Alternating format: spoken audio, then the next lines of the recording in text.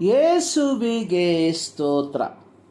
ಇಂದು 20 July 2026. ಎಲ್ಲರಿಗೂ ಸುಪ್ರಭಾತ. ಈ ದಿನದ ಧ್ಯಾನ ಭಾಗ ಇಬ್ರಿಯರಿಗೆ ಬರೆದ ಪತ್ರಿಕೆ 6ನೇ ಅಧ್ಯಾಯ 16-17 ವಾಕ್ಯ.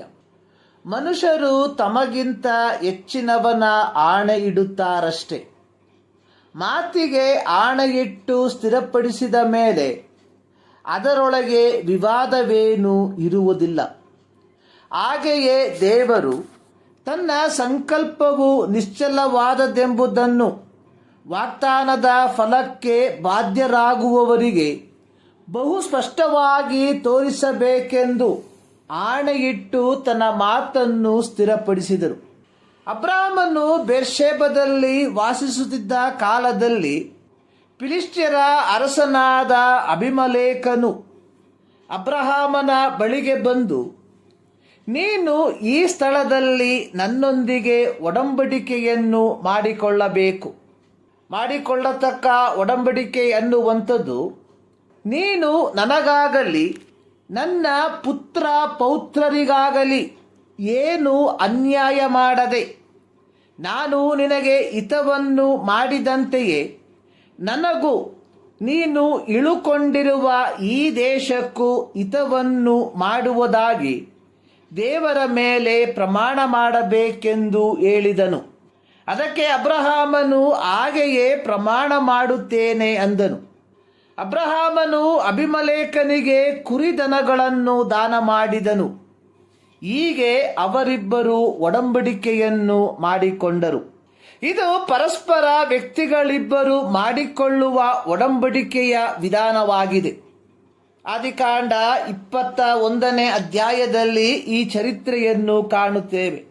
ಯೆಹೋವನು ಅಬ್ರಹಾಮನೊಂದಿಗೆ ಮಾಡಿಕೊಳ್ಳುವಂತಹ ಒಂದು ಒಡಂಬಡಿಕೆಯನ್ನು ಆದಿಕಾಂಡ ಅದರ 22ನೇ ಅಧ್ಯಾಯದಲ್ಲಿ ನಾವು ಕಾಣುತ್ತೇವೆ.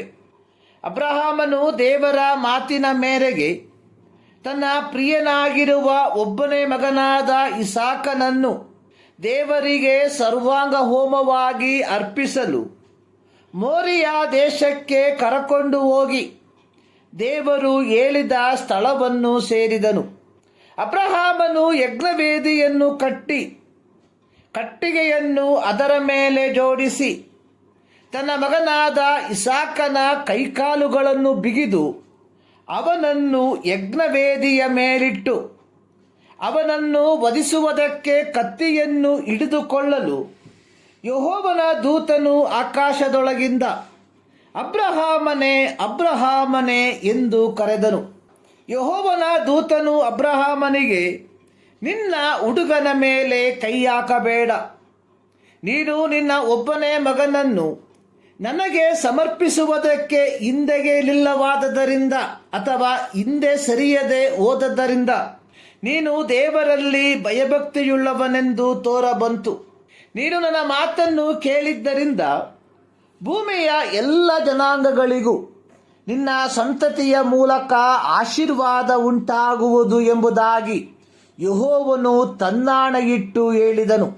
ಆದಿಕಾಂಡ 22ನೇ ಅಧ್ಯಾಯದ 1-18 ವಾಕ್ಯಗಳಲ್ಲಿ ಇದರ ಪೂರ್ಣ ಚಿತ್ರಣವನ್ನು ಕಾಣುತ್ತೇವೆ.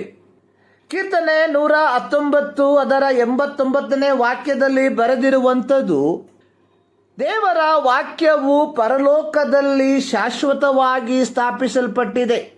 ಅದೇ ಅಧ್ಯಾಯದ 105ನೇ ವಾಕ್ಯದಲ್ಲಿ ಬರೆಯಲ್ಪಟ್ಟಿರುವಂಥದ್ದು, ದೇವರ ವಾಕ್ಯವು ಕಾಲಿಗೆ ದೀಪವು ದಾರಿಗೆ ಬೆಳಕು ಆಗಿದೆ. ದೇವರಿಗೆ ಖಂಡಿತವಾಗಿಯೂ ಪ್ರಮಾಣ ಮಾಡುವ ಅಗತ್ಯವಿಲ್ಲ. ಆದಾಗ್ಯೂ ಮನುಷ್ಯರ ದೌರ್ಬಲ್ಯವನ್ನು ಲೆಕ್ಕಕ್ಕೆ ತೆಗೆದುಕೊಂಡು ದೇವರು ತನ್ನ ಮೇಲೆಯೇ ತನ್ನ ವಾಗ್ದಾನವನ್ನು ಮಾಡಿಕೊಂಡನು. ಅರಣ್ಯಕಾಂಡ 23ನೇ ಅಧ್ಯಾಯದ 19ನೇ ವಾಕ್ಯದಲ್ಲಿ ಬರೆದಿರುವಂಥದ್ದು, ದೇವರು ಮನುಷ್ಯನಂತೆ ಎರಡು ಮಾತಿನವನಲ್ಲ, ಮಾನವನಂತೆ ಮನಸ್ಸನ್ನು ಬೇರೆ ಮಾಡಿಕೊಳ್ಳುವವನಲ್ಲ. ತಾನು ಹೇಳಿದ ಮೇರೆಗೆ ನಡೆಯುವುದಿಲ್ಲವೋ, ಮಾತು ಕೊಟ್ಟ ನಂತರ ನೆರವೇರಿಸುವುದಿಲ್ಲವೋ. ದೇವರ ಮಾತುಗಳೇ ಖಾತರಿಯಾಗಿರಲಾಗಿ ಹೀಗಿರುವಾಗ ದೇವರು ತಾನೇ ಪ್ರಮಾಣ ಮಾಡಿರಲಾಗಿ ಅದು ತೋರಿಸುವಂಥದ್ದು ತಾನು ಏನನ್ನು ಉದ್ದೇಶಿಸಿದನೋ ಅದನ್ನೇ ಹೇಳಿದ ಹಾಗಾಯಿತು. ಈ ಮುಂಜಾನೆಯಲ್ಲಿ ಸರ್ವಶಕ್ತನಾದ ದೇವರು ಈ ಅಧ್ಯಯನದ ಮೂಲಕ ನಿಮ್ಮನ್ನು ಆಶೀರ್ವದಿಸಲಿ.